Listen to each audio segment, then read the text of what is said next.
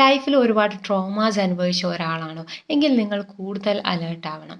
കാരണം എന്താണെന്ന് വെച്ചാൽ നിങ്ങൾ അനുഭവിച്ച ട്രോമയുടെ ഇമ്പാക്റ്റിൻ്റെ ഫലമായി നിങ്ങളിലൂടെ വരുന്ന അടുത്ത ജനറേഷനിലേക്ക് ഇത് പാസ് ഓൺ ചെയ്യാനുള്ള സാധ്യത വളരെ കൂടുതലാണ്.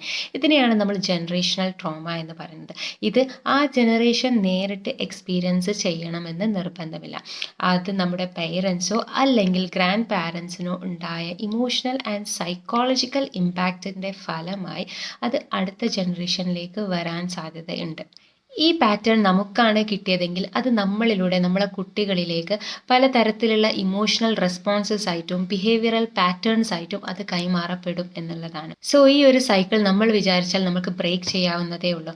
ആരാണോ ഇതിനെക്കുറിച്ച് അവെയർ ആവുന്നത് അവർ അതിൻ്റെ റെസ്പോൺസിബിലിറ്റി ഏറ്റെടുത്ത് ഈ ഒരു പാറ്റേൺ ബ്രേക്ക് ചെയ്ത് കഴിഞ്ഞാൽ ഇതിൽ നിന്നും നമുക്ക് നമ്മുടെ അടുത്ത തലമുറയെ രക്ഷിച്ചെടുക്കാൻ പറ്റും. ഈ ഒരു വീഡിയോ നിങ്ങൾക്ക് യൂസ്ഫുൾ ആണ് എന്നുണ്ടെങ്കിൽ please do share and follow the page.